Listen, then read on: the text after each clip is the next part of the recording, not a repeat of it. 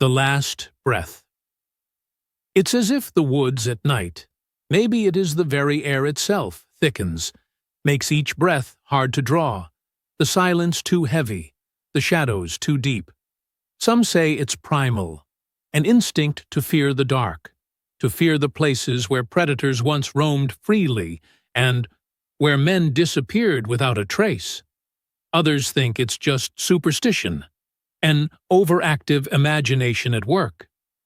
But the people of Bellhurst knew better. The woods around Bellhurst weren't just any ordinary piece of forest. They were old, even with trees so gnarled and massive it seemed impossible for them to be alive.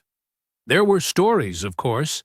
Every town has its folklore, but the tales about the Bellhurst woods weren't the kind told to frighten children.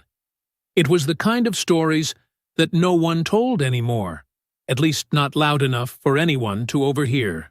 They passed instead by whispers, cautious glances over the shoulder, warnings more than entertainment.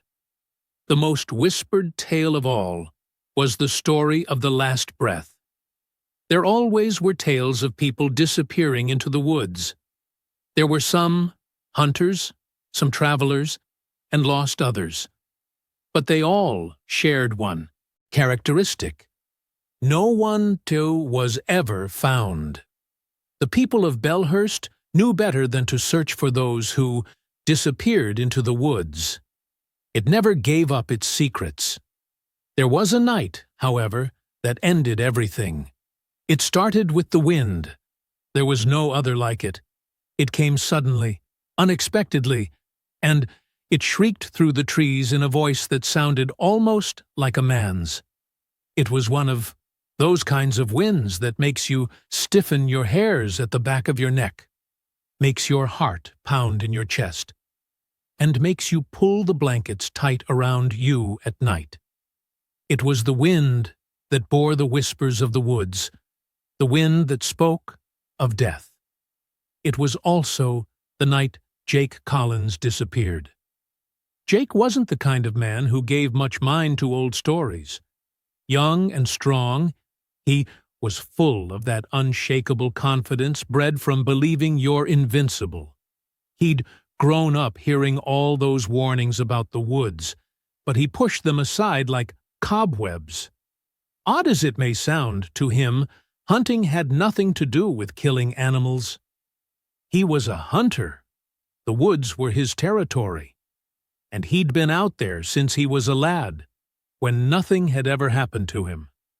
Not many people knew the forest better than he did, or at least he thought so. Something was different that night. It had been after afternoon when Jake ventured out into the wood, tracking down a deer. The sun had started to set before he finally caught sight of it. He was a massive buck with antlers, all gnarled and twisted like branches from a dead tree. He raised his rifle, steadying his breath as he got ready to take the shot. Then the wind started. It came out of nowhere, whipping through trees. With it came a sound, a sort of whisper, which made Jake freeze. Not at all like any sound he had ever heard before.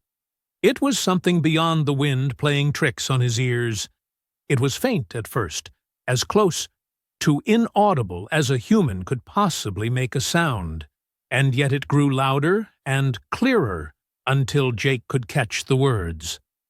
"Turn back." His heart thudded. He glanced about, but nothing was there.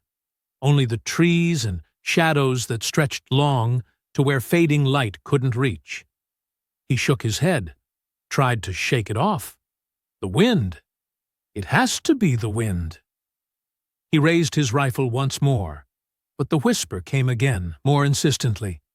"Turn back." Jake's hands quivered. He couldn't see the buck anymore. He lowered the rifle, swallowing hard. Maybe it was time to head back to town.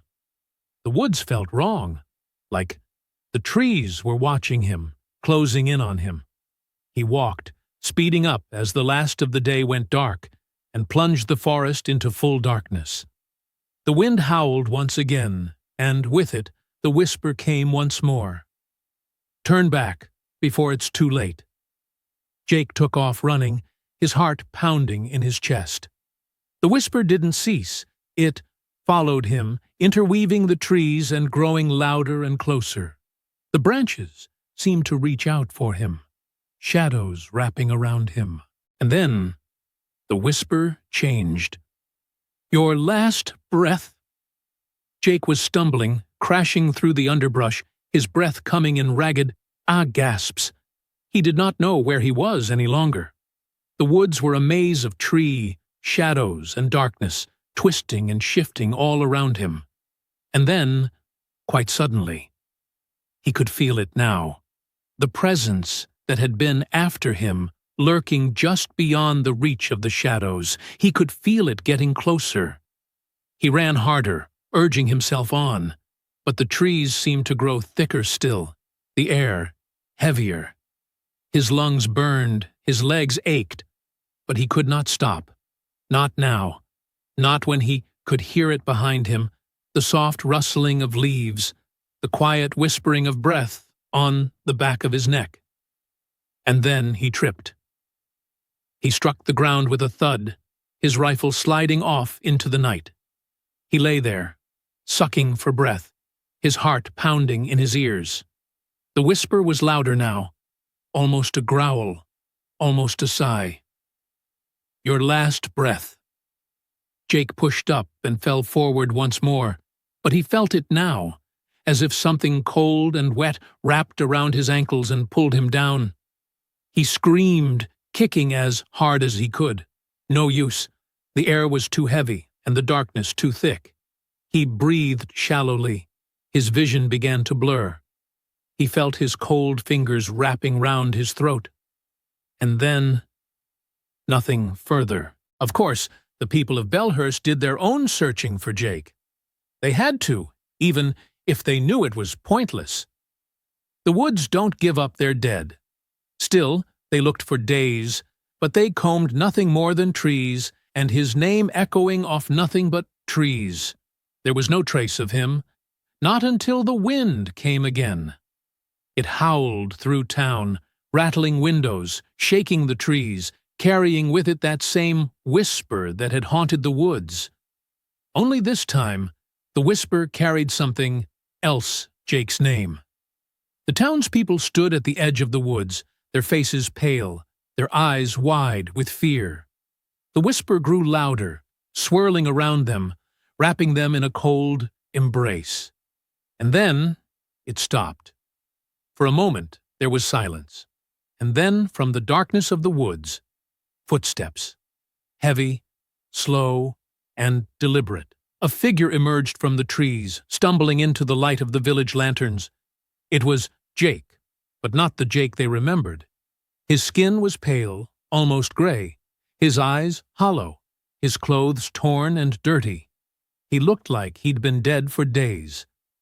But he was breathing. Barely. The townsfolk ran to him, but he did not appear to be conscious of them.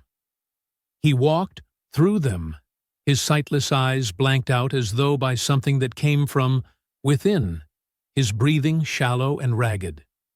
He fell at the center of town, gasping for air, as though drowning in that very air around him. They tried to help him, begged him to say something, but he could only whisper, "My last breath."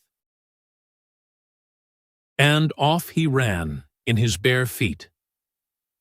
It was the next day before they buried Jake Collins, but the town of Bellhurst never forgot. The wind still screams through the woods at night, and the whispers are still carried on the wind, and people still vanish, and those who go out in search of them never come back. But sometimes, on those nights when the wind blew just so, you could still hear it, the shallow, ragged breathing, the whisper of a name long forgotten. And unlucky enough to be near the woods, you might even hear it coming from behind, the last breath of those who wandered too far into the darkness, those who did not listen to the warnings. But by then, it would be too late already.